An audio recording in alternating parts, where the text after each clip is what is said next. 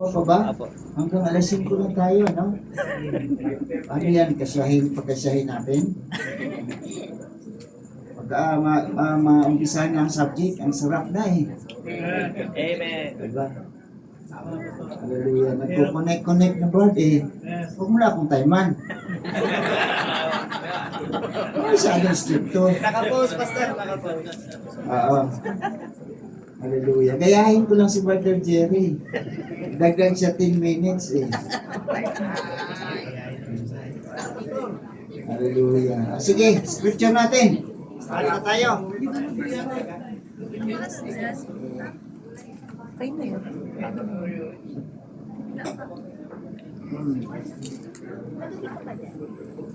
Okay, 2 Peter 1:4. Whereby are given unto us exceeding great and precious promises. Pwede ba tumayo muna tayong lahat kasi respeto sa salita ng Diyos? Whereby are given unto us exceeding great and precious promises, that by this ye might be partakers of the divine nature, having escaped the corruption that is in the world through lust. May the Lord bless His word. Amen. Ang namin banal, hallelujah, salamat sa iyong banal na salita binigay sa amin. Hallelujah, patungkol sa assurance na ito, Lord God, sa divine nature of God na dapat nasa amin. Lord God, help us this morning, this afternoon. Hallelujah, sa aming pagpatuloy, Lord. Amen. Ikaw muna. Amen. The rest of the service in Jesus Christ's name. Amen. No? Amen. Sige, Robert, yung last presenter, pwede naman extend lang tayo sa alas 5. Ano kunti, wala pa naman sa pastor eh. No? Huwag lang natin sabihin sa kanya. Okay. Na ang end time, mahilig tayo sa deep things of God. Diyan ba tayo? Nagpipilosip tayo eh.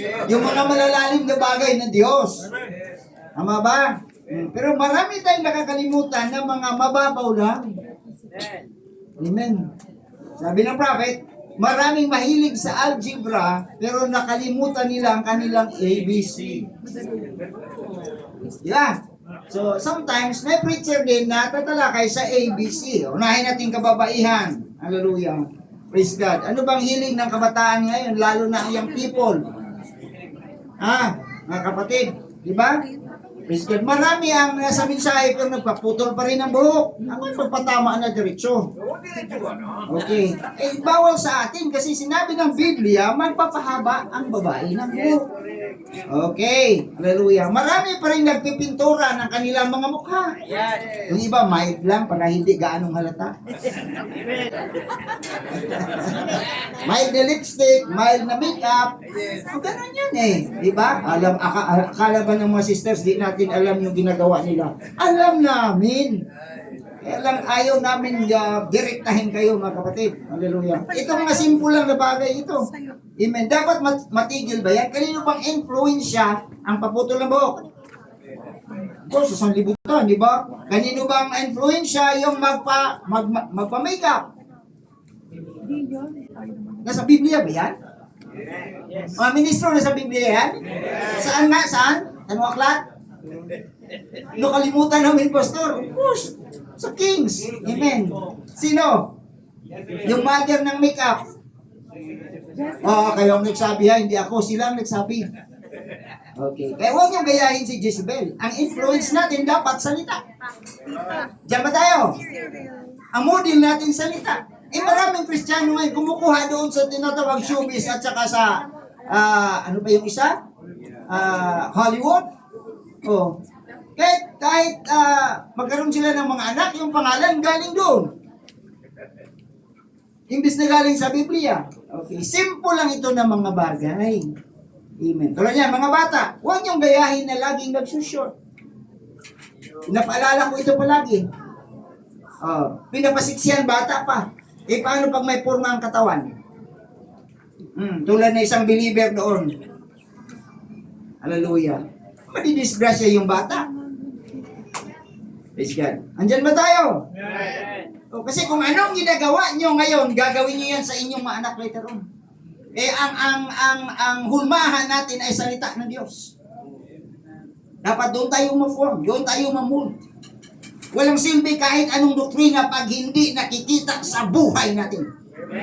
Pwede ba palakpakan mo ng Panginoon? Okay, dito na tayo. Hallelujah. Kasi pa-introduction lang yun eh. Praise God. Ang mahalaga sa atin yung klarong-klaro na salita na Diyos. Amen. Denomination naniwala din sa Diyos, pero maraming mali. Di ba? Totoo ba? Okay, ang restoration, ibabalik tayo saan? Sa original. Amen. Sa teaching of the apostles. Amen. Hindi ka kilalanin bilang apostolic. Amen. Dahil pangalan mo ay apostolic, church na apostolic, magazine apostolic, motor may tatak apostolic, jacket may apostolic. No! Hallelujah. Kilalanin ka apostolic, yung sinabi ni Pastor Lito, nagpapatuloy ka sa, pagtuturo, pangangaral ng mga apostolins. Pwede ba palakpakan natin Panginoon? Ang katrok na kailangan palakpakan eh. Hallelujah. Simple lang ito na mga bagay, mga kapatid. Amen. That's tayo na Godhead. Hallelujah. Ito pag nag-rejoice ang ating MC, hindi na ito atitingin sa oras niya eh. Godhead. Hallelujah. Di ba? Amen. Ang original teaching ng Godhead, hallelujah, ang Diyos ba nagiging katawan? Nagiging laman? O ang Diyos lumikha ng katawan? Lumikha. Kaya si Jesus is a created Son. Amen. Sino ang creator? Yung great eternal. Of course man yung great eternal, siya lang mag-isa, attributes yung kasama niya. Tama ba? Tapos created niya yung logos. Amen. The body. Hallelujah. Kung saan siya nanahan. Hindi mahirap paniwalaan yung indwelling doon sa Jordan kung nakita mo ang indwelling sa theophany. Diba tayo? Simple lang yan eh. Hallelujah. Praise God. Now ngayon, heaven and earth. Ano bang heaven and earth? Magpakatas, Diyos tapos lumikha siya ng logos, lumikha ng angels. Wala pang universe. Dahil tapos dito ron, Genesis, God created the heaven and the earth. Tama ba? Kasi yan na ang tipo eh. Galing sa kanya, nag-isa, nagiging dalawa. Amen? The logos at saka yung angels. Group of angels. Yung isa, nagiging Lucifer later on. Amen? Oh, Lucifer, nagiging Satanas. Brother. Hallelujah. Yung sa baba, may relasyon na ngayon ang dalawang Adam sa atin. 1 Corinthians 15. As we bear the image of the heavenly, sundan niyo mga ministro. Amen. We must also bear the image of the heavenly. Dalawa na kagad. Amen. Si Adam, first Adam was earthly. Baka sa libutan. Yung last Adam is galing sa langit, makalangit. Tama ba? Nababasa yan, 1 Corinthians 15, verse 48 hanggang, hanggang 49. Amen. Kaya makarecord ang mga bata. Amen. Hallelujah. Importante ito mga kapatid. Hallelujah. Now, alam na natin sa 5 words. Narinig nyo na ito. Ako ang unang nangaral nito. Salo din ba? Salamat naman. Nakuha nila. First birth, Adam. Amen. Spoken word seed. Hindi dumaan sa babae. Kundi, binigkas na salita. Pangalawang birth of Eve. Amen. Tadyang, hinugo. Tipo ng church. Amen. Tama ba? Kaya nga tama yung sinabi ni Pastor Bal. Amen. Same material. Kasi hinugot si Eva, tadyang at ginawang Eva galing mismo sa katawan ni Adam. Hindi na siya nagporma pa ng isang dakot na lupa. No sir. Direct galing sa tagiliran. Amen. The same thing na ginawa ng Diyos. Amen. Kay Kristo. God killed His Son. Paano yan sa Godhead, Pastor? Pinatay ng Diyos ang kanyang anak. Kung mapa-flash lang yan, sayang itong TV screen na ito. Hindi pala lalabas yung Biblia at saka mensahe eh.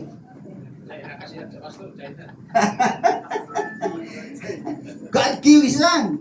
Amen. At hinugot. God tore Him apart. Another quote.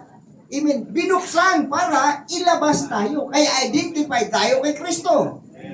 Pero yung identification natin, una doon sa Kanya.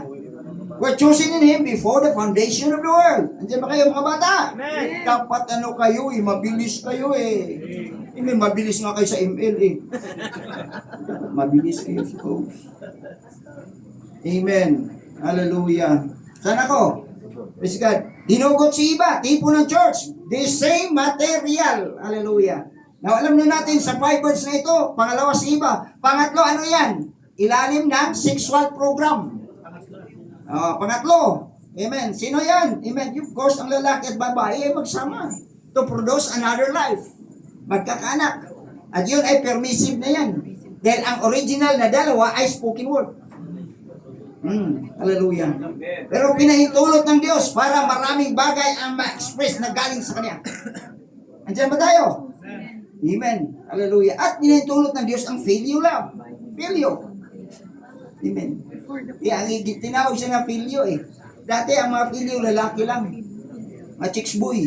Filio. Pero yung na filio, Greek word yan ng pag-ibig na makatao. Love to opposite. Okay. Pangatlo, ayun na. Iyon nga yung filial love. Amen. Pang-apat, ano na?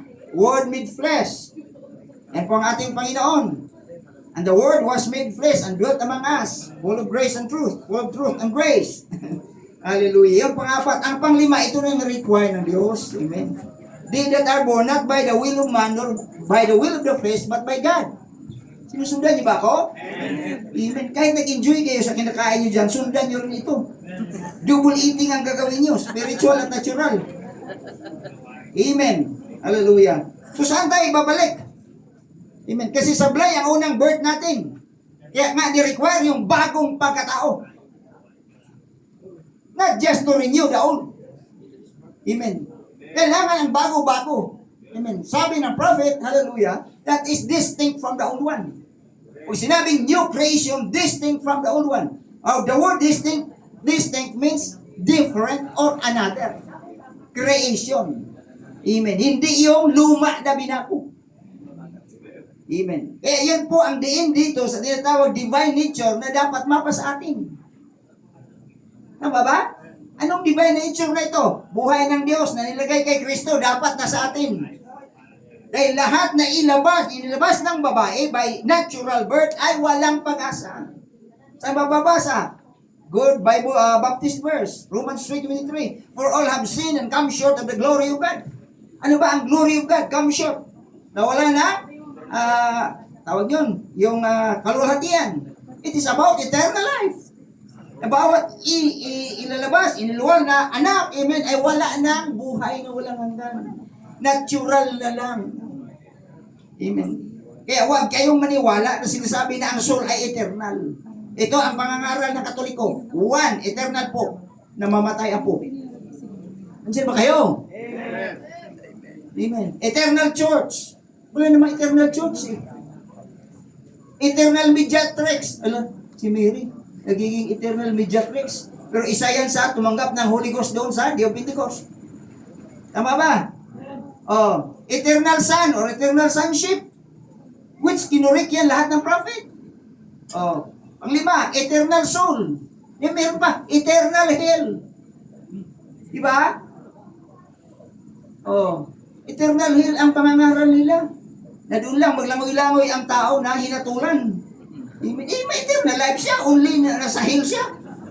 Kinurek ng prophet yan. Amen. May point of cessation yan. May vanishing point yan. Pwede ba palakpakan natin Panginoon? Kaya ito ang matindi na nagpagulo sa atin. It's about eternal soul. May quote naman, Pastor, oo nga. Pero iba yung eternal soul. Kaya tinanong ko, mga ministro o believer, mga elders, ilan ang eternal life nyo? Isa, dalawa? Alin dyan? Yung Zoe of God or yung soul nyo?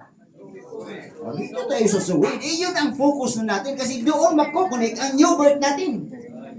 Amen. Hallelujah. Pero bakit ba tinaniman tayo? Amen. Sabi ko, may parihong tao nagtanim ng saging. Amen. Ang isang tao nagtanim, gusto niya makabinta siya ng saha, makabinta siya ng dahon, makabinta siya ng bunga. Pero yung isa, may isang target siya. Amen. Hindi lang dyan. Kasi lagpas ang understanding niya. Gusto niya magkaroon ng maraming mushrooms. Yun ang hindi alam ng isa. Amen. Ngayon, nagtaka yung isa, bakit hinihingi yung katawan ng saging, hinihingi niya at tinatago. Nakuha niyo ba? Nakuha niyo yung sikreto?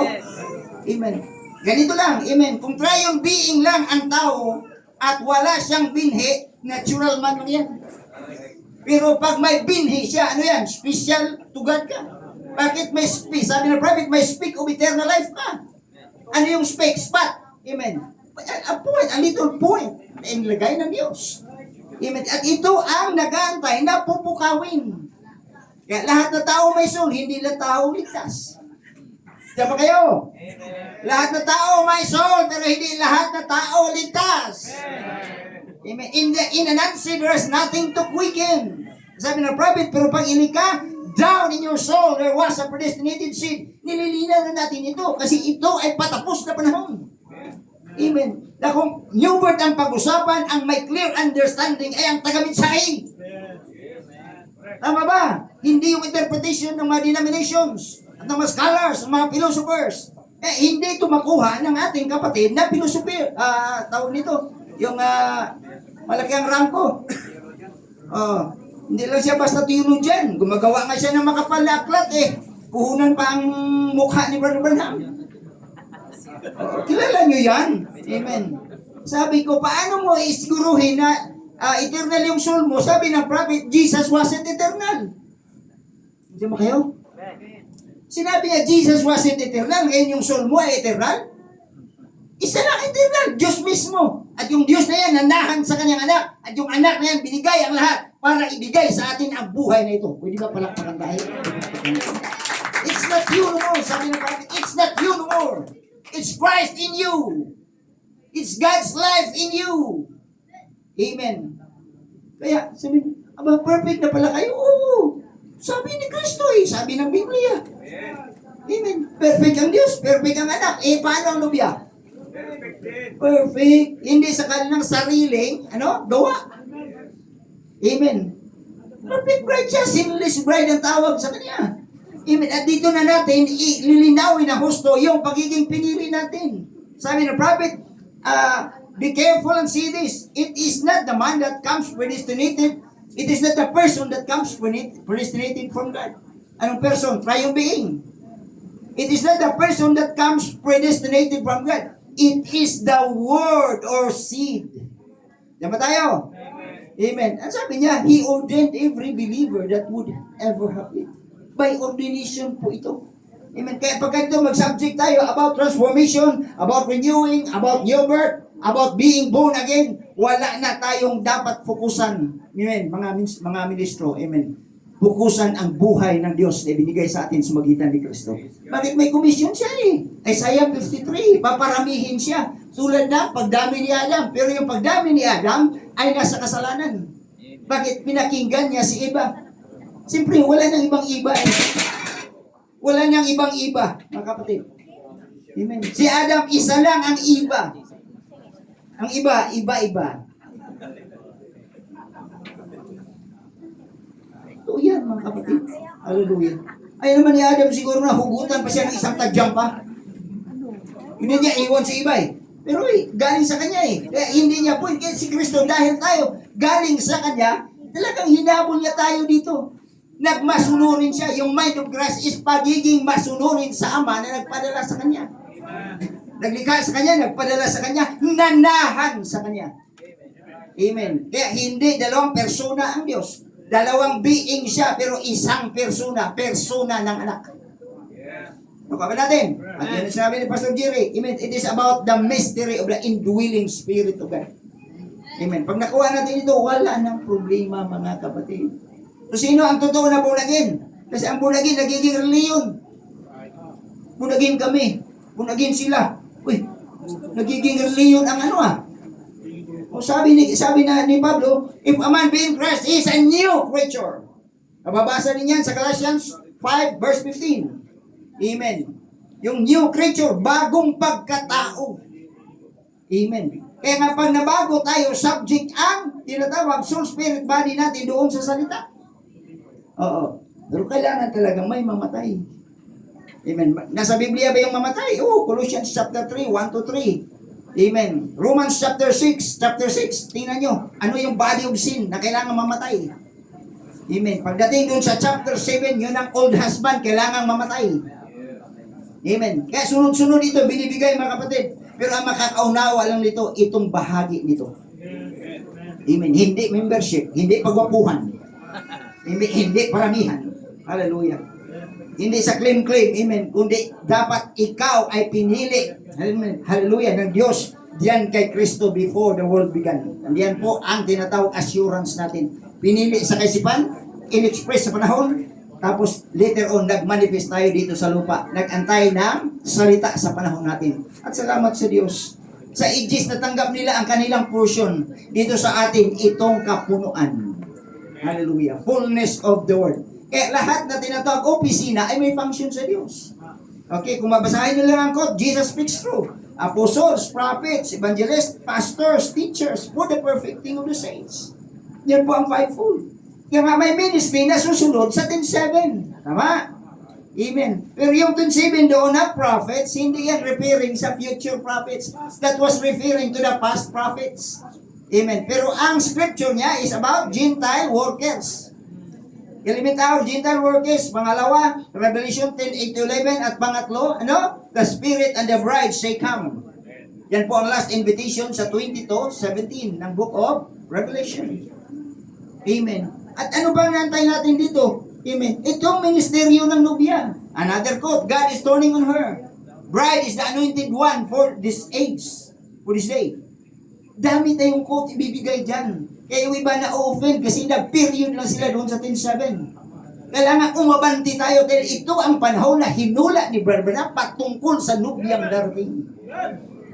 Amen. Hallelujah. Si Eliezer type ni Brother Branham. Pero nung si Rebecca maihatid na kay Isaac, Isaac. Hinatid si Rebecca kay Isaac. Hanggang doon na lang ang ministeryo ni Eliezer. Amen. Rebecca at Isaac, sila na dalawa. Amen. Ang nagkakaintindihan, mga kapatid. Amen. Ganun lang yung kasimple. Kailangan tingnan natin itong ministeryong panahon ito. Hindi na uso yung ministry ko. Ministry niya. No, sir. This is the ministry of the Holy Ghost through the fivefold sa ating panahon. Diyan ba tayo? Kasi yun ang dapat nating tingnan eh. Amen. Yung tinatawag ministry before the rapture. Tingnan nyo ko. Amen. Tapos ang sunod dyan is Bride of Christ ministry and the bride of Jesus Christ ministry and the bride of Christ is the same. Amen. Bakit? Kasi nga, katawanan niya, ang doon na siya nag-ooperate sa katawan ngayon. Doon dati sa mga messengers. Amen. Pero when the morning star comes, hindi siya mag-ooperate through the stars of the messengers. He will be operating through, hallelujah, sa tinatawag masterpiece para sa inkay. Sino ito? Ang nobya ni Kristo. Amen. Kaya hindi tayo maunawaan sometimes, pero it's all in the codes. Amen. Hallelujah. Yung hula ng prophet ng 10-7 dapat nang makita sa panahon natin. Bakit? Amen. 65, 75, 85, 95, 2005, 2015, 2020, ilan na ba? Mga 60 years na kung sa 1963, di ba? Amen. O anong nakikita natin ngayon? Hallelujah. Kaguluhan sa mensahe. Tapos na yun. Amen. War is over. Kailangan makakita na tayo. Hallelujah. Yung iba nakatawid na sa Jordan, yung ibang yung kalahati nandun pa. Oh, kaya ang fivefold kailang tatayo doon sa gitna. Sa gitna ng Jordan. Amen. That is Bible record. That is Book of Joshua. Amen. Pag nakita natin yan, hallelujah, na kumikilos ang Espiritu sa panahon natin. Amen. Hallelujah. Ready ang nubya para sa bawat kilos ng Espiritu sa huling oras na ito, mga kapatid. Ano mo? Sino ba ang hahabulin? Ang nubya ni Kristo. Amen. Denominated na lahat. Amen. Hallelujah. Lahat, bumalik na unti-unti sa denomination. Totoo yan. In the message mismo. Ginawa na nga nila na ang bride of Christ ay incorporated na. Incorporated. Hindi mo pwede gawing incorporated ang nobya ni Kristo. Amen. Hallelujah. Sa mga biktima doon sa pagrestro sa Security and Exchange Commission. Exchange Commission, bawat organization nire-register na. Bawat negosyo na gusto mong iparehistro nasa Security and Exchange Commission. Bakit hahalo ka doon? Amen. Get out! Hallelujah. While there is time. Amen. Bakit? Hindi rehistrado si Kristo. Hindi rehistrado mga apostles. Hindi rehistrado mga propeta. Hindi rehistrado si Juan Bautista. Hindi rehistrado si Abraham. Hindi rehistrado si Juan Teologo. Hallelujah. Never na magiging organization ang nobya ni Kristo. Amen. He moved freely by the Word and by the Spirit of God na siyang gumagamit sa Kanya sa huling araw na ito. Palapakan natin Panginoon at magandang hapon po. Hallelujah. I believe hindi ko naubos ang 30 minutes. Almost. 31 lang. Hallelujah. 2 minutes na ba, Pastor? Okay lang, hallelujah. Kaya nga, sabi ko, amen, kung tayo ay tinawag, amen, dapat maglingkod ng totoo. Amen. Huwag niyo sabihin na lagi lang si pastor, tawagan kayo ni pastor. Amen. Laging galing late.